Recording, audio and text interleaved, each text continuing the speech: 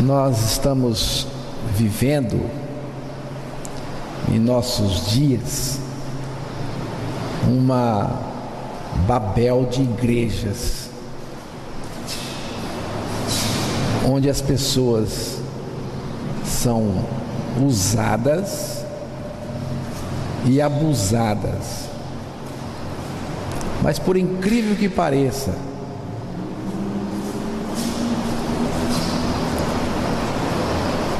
as pessoas gostam disso. Elas gostam de ser enganadas. E existe um pensamento de que igrejas pequenas, de cidades pequenas, não são um bom negócio. Por quê? Porque elas não são lucrativas e não têm visibilidade social. O anonimato é terrível. São poucas as pessoas que suportam o anonimato. Principalmente quando não são pessoas libertas pelo Evangelho da graça de Deus. Além disso, a religião sempre foi um negócio lucrativo no Brasil. Quem é um pastor brasileiro? Quem é pastor tem boas chances de ganhar muito dinheiro, infelizmente.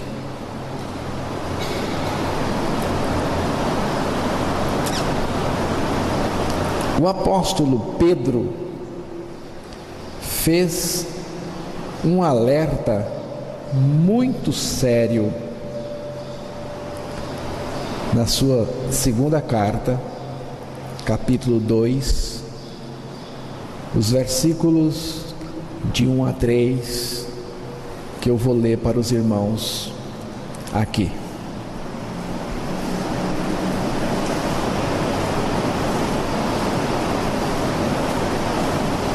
Segunda carta de Pedro, capítulo 2.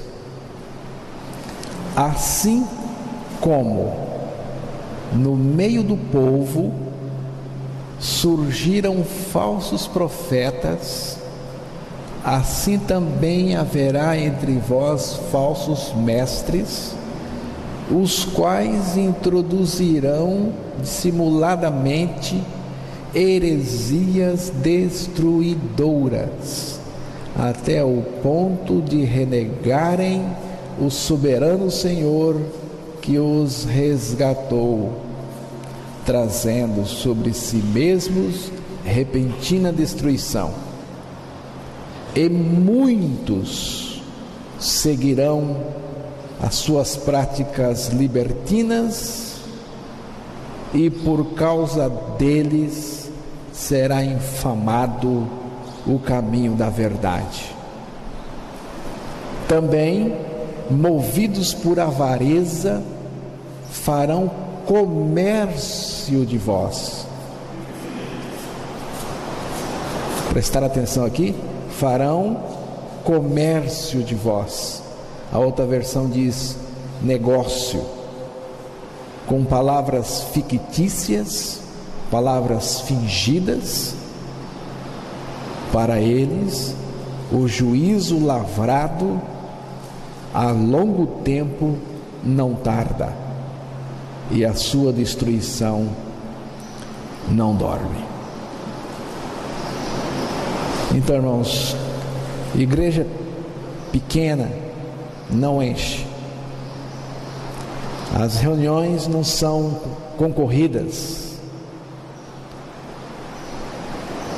Elas não têm visibilidade social. Elas não são viáveis economicamente. E por causa disso, os empresários e executivos da religião Dizem que as igrejas pequenas não dão certo.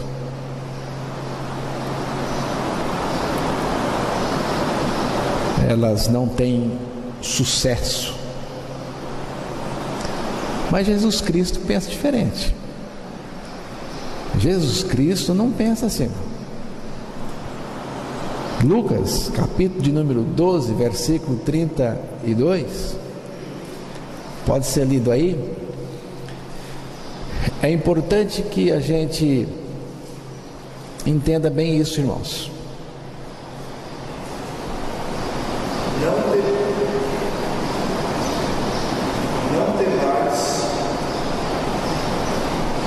Não temais, ó pequenino, não temais, ó pequeno rebanho, porque o vosso Pai agradou dar-vos o reino. Viram? Não temais, ó pequeno. E tem uma outra versão que diz pequenino. É a versão que eu estou usando. Não temais, ó pequenino rebanho, porque o vosso Pai agradou dar-vos o reino.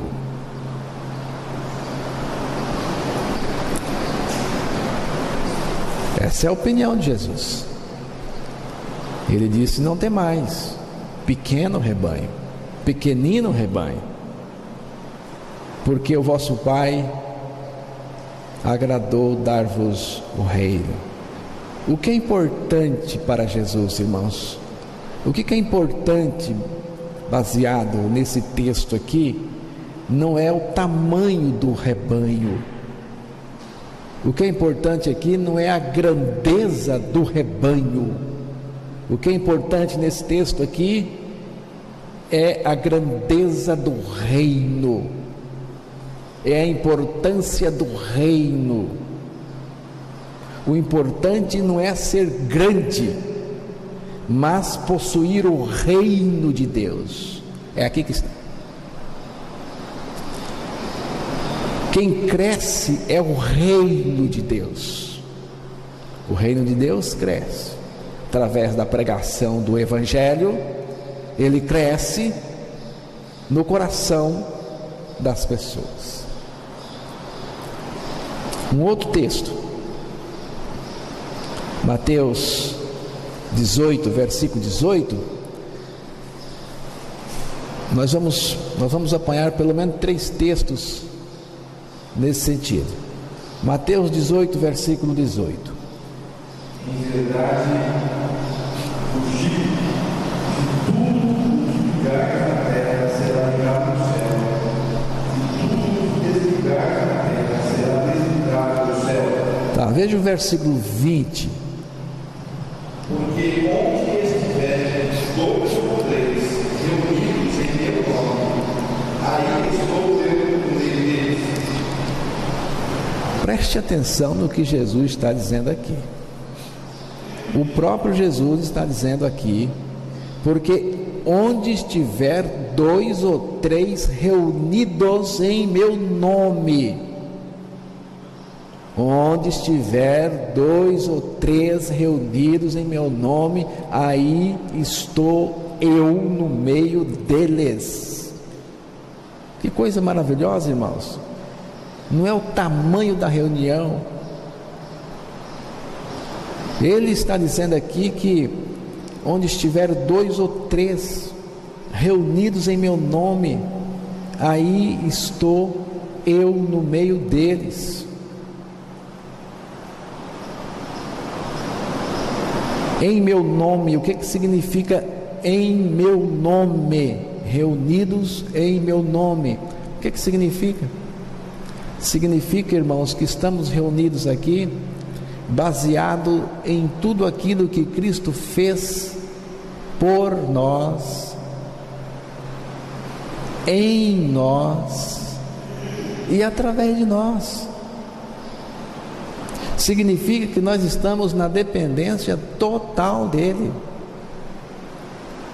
Ele na cruz fez tudo por nós, morreu, nos fez morrer com Ele, ressuscitou para viver tudo que Ele é em nós. Nós estamos baseados nisso, reunidos em seu nome significa isso. Mas aqui ele destaca uma outra coisa. Ele diz: aí eu estou no meio deles. Guarde bem essa palavra, no meio deles. Jesus Cristo, irmãos, é o centro da reunião, é o centro. Não importa se a reunião é grande ou pequena, Ele tem que ser o centro de tudo. Ele é o centro de toda a nossa experiência com a palavra de Deus. O que importa para nós é a presença de Jesus no centro das atenções de tudo. Ele é que tem que ser visto, e não nós. 2 Pedro, 1 Pedro 3,20, eu vou ler esse texto aqui para os irmãos. 1 Pedro 3,20, 1 Pedro 3,20, eu vou ler aqui para os irmãos. Os quais noutro tempo foram rebeldes quanto à longanimidade de Deus, esperava nos dias de Noé, enquanto se preparava a arca, na qual poucas, isto é, 8 almas se salvaram pela água. 1 Pedro 3,20. E não perdoou ao mundo antigo, mas guardou a Noé, a 8ª pessoa, o pregoeiro da justiça, ao trazer o dilúvio sobre o mundo dos ímpios. 2 Pedro 2,5. Irmãos, tem uma coisa interessante aqui. Se você pegar uma equação que foi feita para medir o crescimento populacional, você começar com 2 pessoas, são cálculos, com 2 pessoas, com Adão e Eva. Se você começar esse cálculo com Adão e Eva, em um período de 1656 anos, período de 1656 anos, que período é esse, irmãos? Esse é o período da criação de Adão até o dilúvio. De Adão até o dilúvio foram 1656 anos. O dilúvio deve ter acontecido no ano 2300 a.C., justamente nesse período aqui. Então, se você começar com o casal, durante todo esse período de 1656 anos, você vai chegar a uma população, presta atenção, você vai chegar a uma população, na época do dilúvio, de 4,5 bilhões de pessoas. 4,5 bilhões de pessoas. E se considerarmos as guerras, a violência muito grande nos dias de Noé e outros fatores, podemos chegar a uma população estimada entre 700 milhões a 2 bilhões de habitantes na época do dilúvio. Muita gente. Morreram todas afogadas. E quantas pessoas foram salvas no meio de tanta gente? 8. Então a questão, irmãos, não é a quantidade. questão não é a quantidade. O conceito de sucesso não é a quantidade. Não é isso. É o que nós vimos aqui nos textos em que nós lemos. Agora eu gostaria que os irmãos abrissem Atos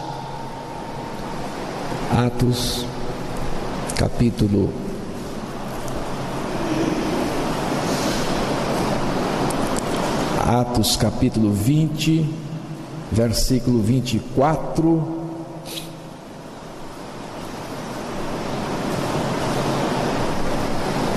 Pode ser lido aí, Atos, capítulo 20, versículo 24. Mas de nada faço questão, nem tenho a minha vida muito preciosa, contanto que cumpra com alegria a minha carreira, e o ministério que recebi do Senhor Jesus, para dar testemunho do Evangelho da graça de Deus. A minha missão aqui é pregar o Evangelho. O texto que foi lido mostrou essa preocupação do apóstolo Paulo. Mas de nada faço questão, nem tenho a minha vida por preciosa, contanto que se cumpra com alegria minha carreira e o ministério que recebi do Senhor Jesus, para dar testemunho do Evangelho da graça de Deus. E eu tenho uma outra versão aqui: mas a vida não vale nada, a menos que eu viva para fazer a obra que o Senhor me designou, a obra de contar aos outros a boa nova da graça de Deus. Olha que maravilha, irmãos. Olha o que ele diz aqui: a vida não vale nada. Irmãos, se fosse para viver de uma outra maneira, sem pregar o Evangelho, Paulo está dizendo o seguinte: a vida não vale nada, a menos que eu viva para fazer a obra que o Senhor me designou, a obra de contar aos outros a boa nova da graça de Deus, anunciar o Evangelho da graça de Deus. O momento mais precioso de um pregador nascido de novo é quando ele anuncia o Evangelho, irmãos. O momento mais precioso de um pregador nascido de novo, renascido, regenerado, salvo, é quando ele prega o Evangelho da graça de Deus. E o momento mais seguro para os ouvintes é quando eles ouvem o Evangelho. O Evangelho é a única mensagem que Deus mandou pregar, e é a única que tem o poder de salvar. Os irmãos sabiam disso? O Evangelho é a única mensagem que Deus mandou pregar. Ide por todo mundo, pregai o Evangelho. E também o Evangelho é a única mensagem que tem o poder de salvar as pessoas que creem. Texto de Romanos 1,16. Romanos 1,16. Porque não me envergonho do Evangelho de Cristo, pois é o poder de Deus para a salvação de todo aquele que crê, primeiro judeu e também grego. Porque não me envergonho do Evangelho de Cristo, pois é o poder de Deus para a salvação de todo aquele que crê, primeiro do judeu e depois do grego. Evangelho é o poder de Deus para salvar judeu, grego, brasileiro e todo mundo, porque o apóstolo coloca assim: pois é o poder para a salvação de todo aquele. Então é de todo mundo. Mas é interessante ele ter começado com o judeu. Ele diz: primeiro do judeu. O Evangelho é o poder de Deus para a salvação primeiro do judeu. Porque o judeu, irmãos, é extremamente religioso. principalmente os judeus do tempo de Cristo, ele era extremamente religioso, mas a sua religião não foi suficiente para salvá-lo. Ele precisa do Evangelho, bem como com o grego, porque os gregos eram o pessoal do conhecimento, da sabedoria, que confiavam neles mesmos, mas o conhecimento deles, a sabedoria deles também não foi suficiente para salvá-los. Eles também precisavam do Evangelho. Irmãos, o que é o Evangelho? O Evangelho quer dizer boas novas, boas notícias. Mas o Evangelho não significa só um conceito, ele é também um conteúdo. E qual é o conteúdo do Evangelho? O conteúdo do Evangelho consiste na morte e na ressurreição de Cristo, e na nossa morte e ressurreição juntamente com Cristo, trazendo-nos libertação total. Esse é o conceito do Evangelho.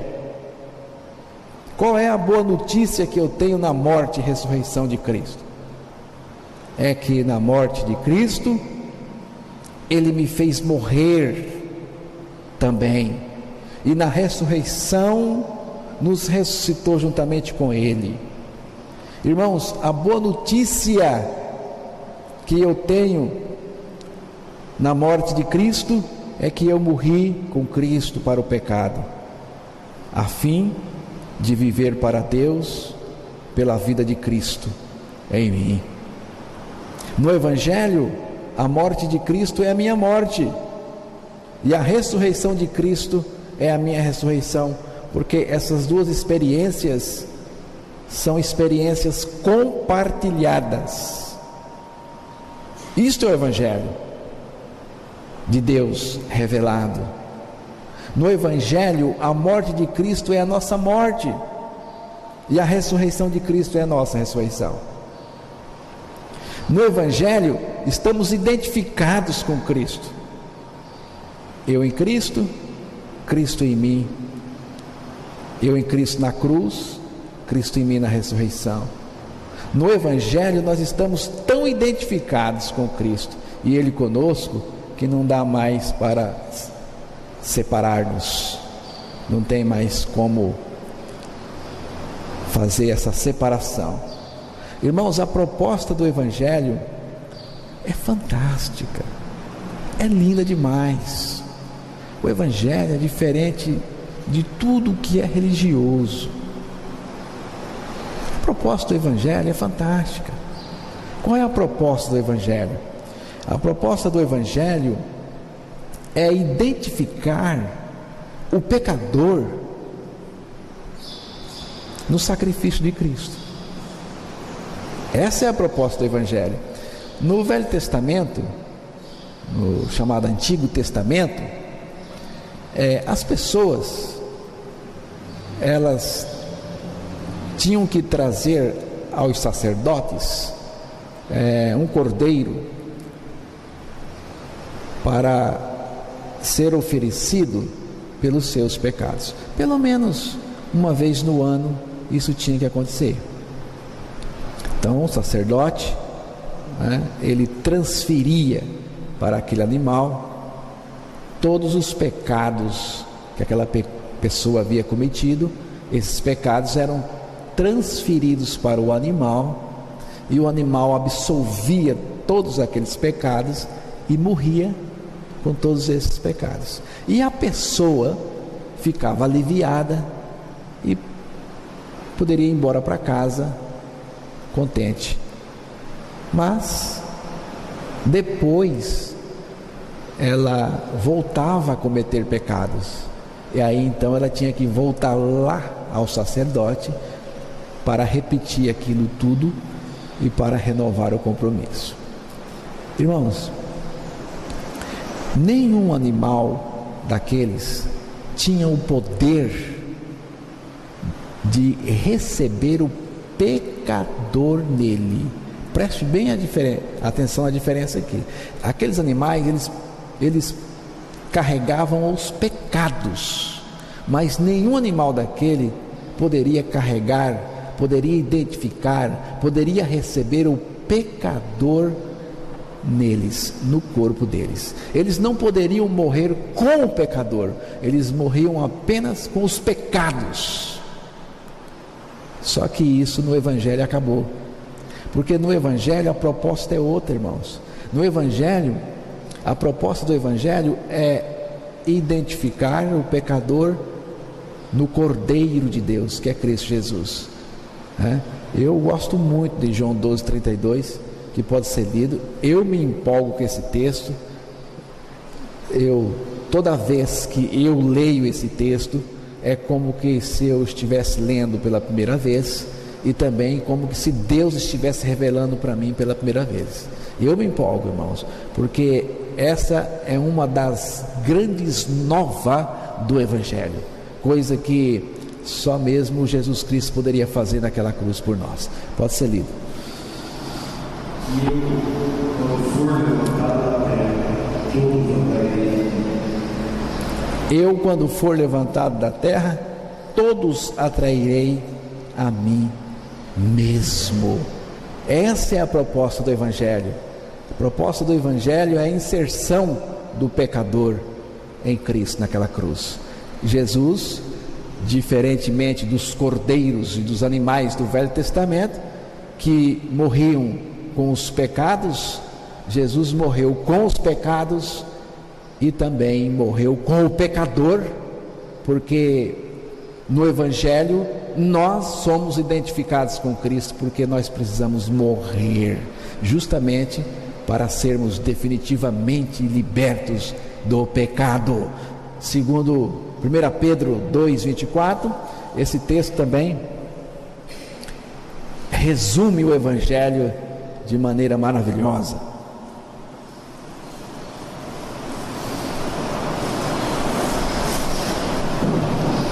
Levando ele mesmo em seu corpo os nossos pecados sobre o madeiro, para que mortos para os pecados pudéssemos viver para a justiça, pelas suas feridas fomos sarados. O texto diz que Jesus levou no seu corpo, lá na cruz, os nossos pecados, mas ele não levou só os nossos pecados.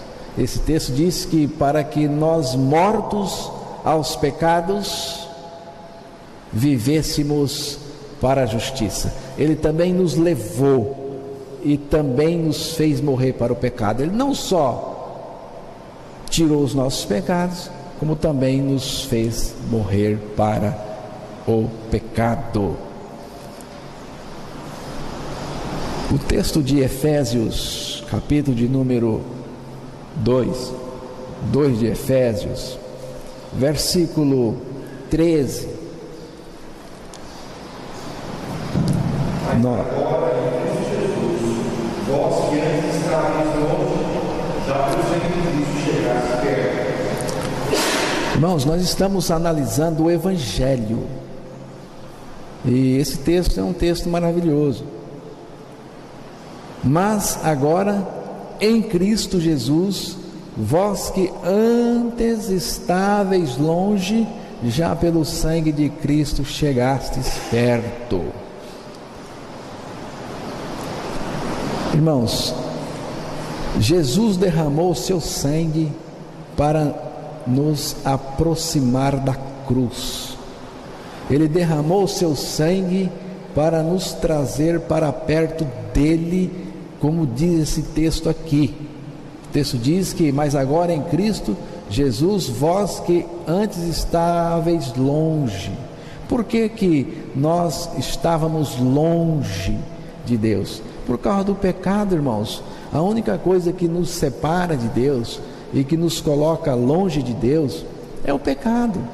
É o pecado. E todo mundo nasce assim.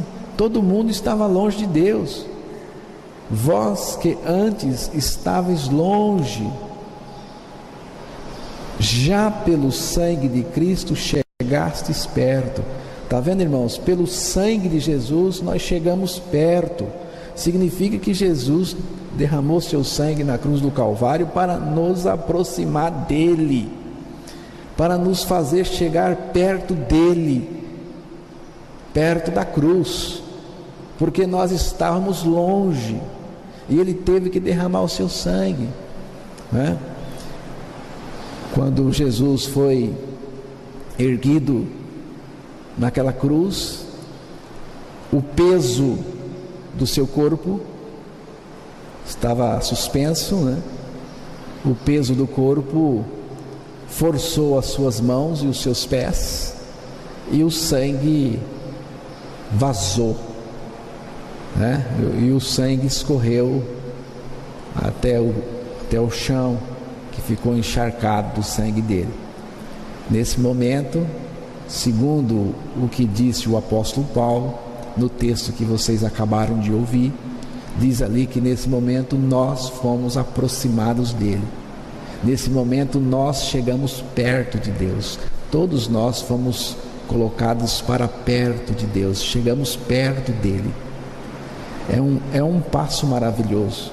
Eu creio nisso, irmãos, e eu aceito isso, porque isso é maravilhoso demais. Eu estava longe de Deus, e Deus então, quando derramou seu sangue, me aproximou dele.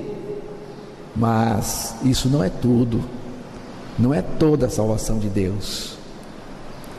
Quando Deus, ao derramar o seu sangue, nos aproximou dele ali na cruz, nesse momento aconteceu algo muito maravilhoso, algo grande demais, impensável pelos seres humanos, irmãos, inacreditável, algo que é considerado uma loucura por muitos, porque Deus não só me aproximou dele, mas depois que ele me aproximou dele, ele me fez entrar nele.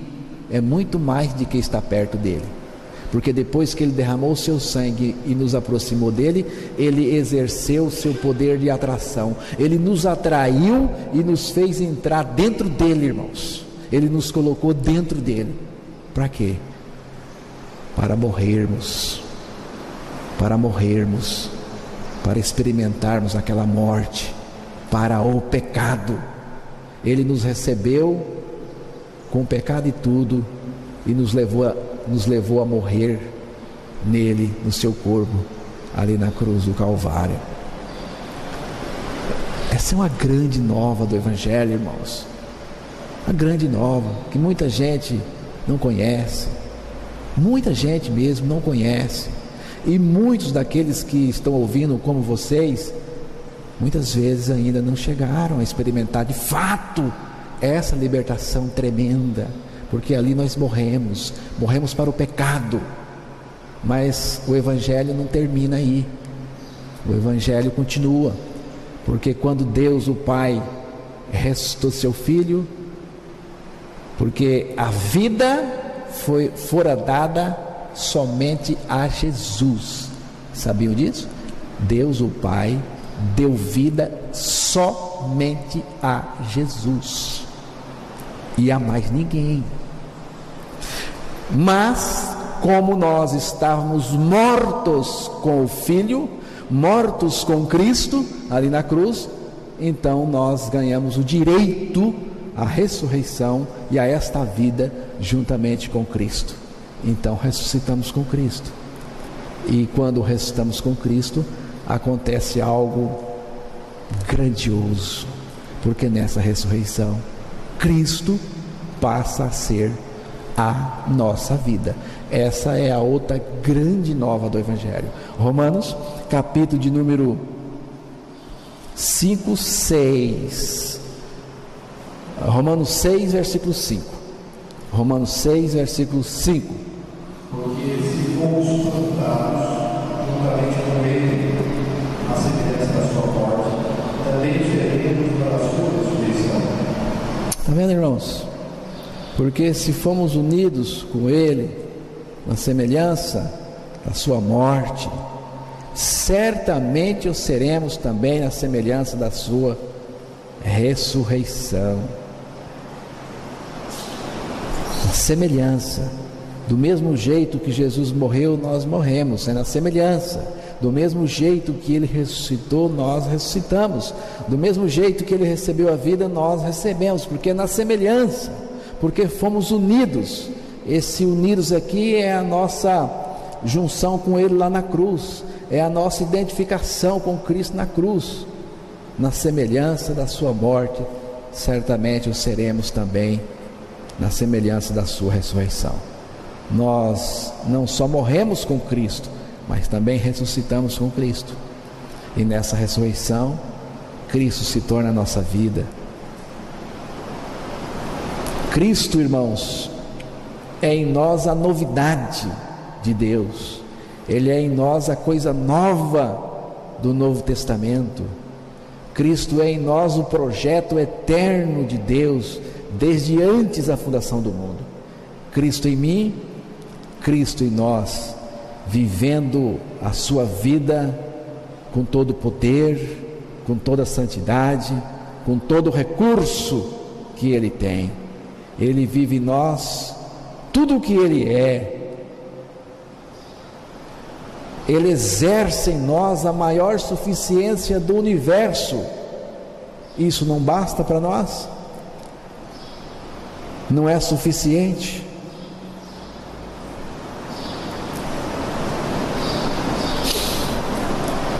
Romanos 5, versículo de número 10. Romanos 5, versículo de número 10. Porque se nós, sendo inimigos, fomos reconciliados com Deus pela morte de seu Filho, muito mais tendo sido já reconciliados, seremos salvos pela sua vida. Esse texto, irmãos, é um texto que coloca o Evangelho de maneira tremenda. Porque se nós, sendo inimigos, fomos reconciliados com Deus pela morte de seu Filho, muito mais tendo sido já reconciliados, seremos salvos pela sua vida. A primeira coisa aqui é a reconciliação. Nós ganhamos a nossa reconciliação através da nossa morte com Cristo, porque Deus, pela sua justiça, pela sua lei eterna, Ele já havia determinado o que deveria acontecer com todos nós, pecadores. Ele já havia determinado que o salário do pecado é a morte. E se Ele determinou que o salário do pecado é a morte, irmãos, só morrendo para o pecado poderíamos alcançar a nossa reconciliação com Deus. Então Ele nos fez morrer, e quando Ele nos fez morrer, nós ganhamos a nossa reconciliação com Deus. Mas tem algo nesse texto que gostaria que os irmãos prestassem bem atenção. Leia novamente o texto. Porque se nós, sendo inimigos, fomos reconciliados com Deus pela morte de seu Filho, muito mais tendo sido já reconciliados, seremos salvos pela sua vida. Está vendo? Depois que morremos com Cristo, é uma grande bênção experimentarmos a nossa morte com Cristo para o pecado. Mas depois tem mais. E o texto diz aí que muito mais, depois que morremos com Cristo para o pecado, tem muito mais. Diz aí que muito mais. O que é esse muito mais? O texto diz que muito mais aí é que você agora encontra a vida de Jesus operando com todo o poder em você. Você encontra a vida de Cristo em você. Muito mais seremos salvos pela sua vida. Aqui é a vida de Jesus Cristo operando livramento e salvação em nós. Segundo Coríntios, segunda carta de Paulo aos Coríntios, capítulo de número 4, versículo de número 10, nós temos a mesma ideia colocada por Paulo nesse texto aí. Trazendo sempre por toda parte a mortificação Senhor Jesus, nosso povo, para que a vida de Jesus se manifeste também nos nossos corpos. Trazendo o morrer de Jesus, trazendo o estado de morte de Jesus, trazendo a morte. Aqui significa estar crucificado com Cristo, significa estar morto com Cristo. Por toda parte, irmãos, por toda parte, de maneira perene. Eu estou crucificado com Cristo, eu estou morto com Cristo, eu morri com Cristo para o pecado, e o resultado é a operação da vida de Cristo em mim. Você não precisa pedir a operação da vida de Cristo, você não precisa pedir a manifestação da vida de Cristo, ela se manifesta pelo seu próprio poder. Se você está certo que você morreu com Cristo, você pode estar certo também da manifestação da vida de Cristo em você, a vida de Cristo operando em nós com todo o poder. Toda a nossa vida, irmãos, de salvo depende disso. E o versículo número 11, ele fala a mesma verdade. E assim nós que vivemos estamos sempre entregues à morte por amor de Jesus, para que a vida de Jesus se manifeste também em nossa carne mortal. A mesma coisa, a vida de Jesus na nossa carne mortal, no nosso corpo, irmãos, a vida de Cristo se manifestando no nosso corpo, com todo o poder. Mas a condição é a morte. E aí no versículo 7, ele vai chamar essa vida de tesouro. Temos, porém, esse tesouro em vasos de barro, para que a excelência do poder seja de Deus e não de nós. Está vendo, irmãos? Essa vida, o vaso de barro somos nós mesmos, nossos corpos, onde Deus guarda o seu precioso tesouro. Esse tesouro é a vida de Cristo, a que está manifestando em nós. Aí diz que a excelência é essa vida. Aí diz que o poder procede dessa vida, a vida de Cristo em nós, para vencermos o pecado, vencermos as tentações, as tribulações, tudo, a vida de Jesus se manifestando em nós. Salmos 91, versículo 1 e 2.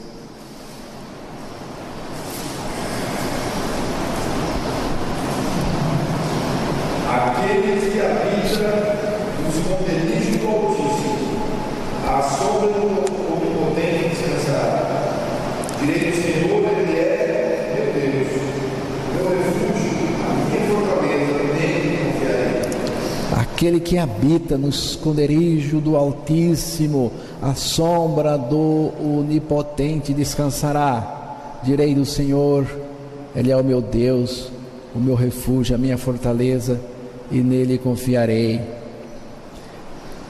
Tudo aqui, nesses dois versículos, é Cristo, irmãos. Tudo aqui é Cristo.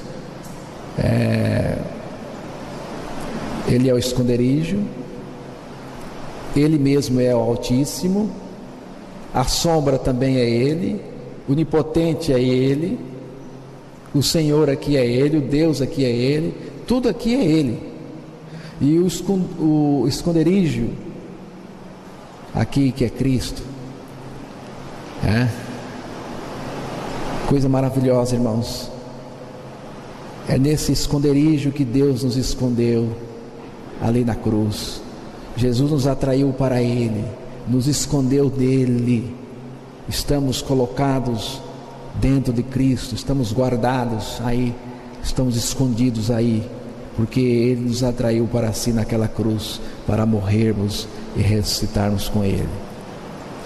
Se você entrou no esconderijo, que é a cruz do Calvário, onde Jesus nos colocou nele, se você entrou, sabe o que você tem?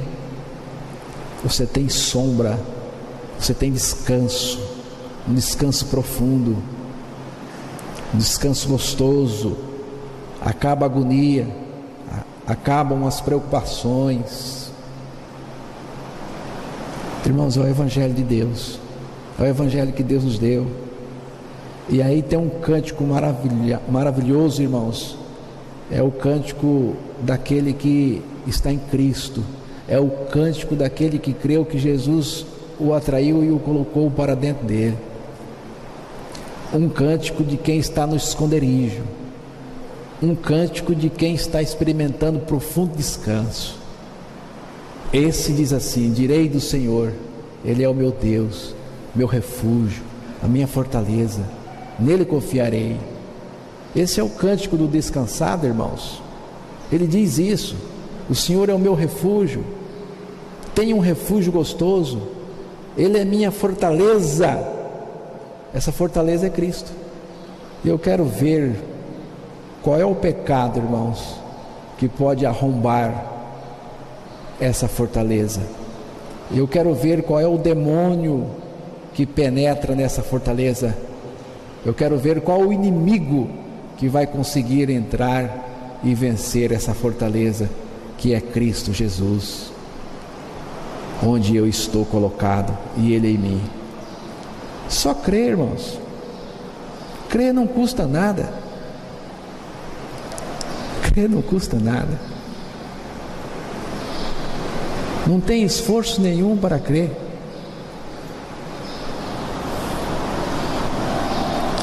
O que determina, irmãos, a autenticidade de uma igreja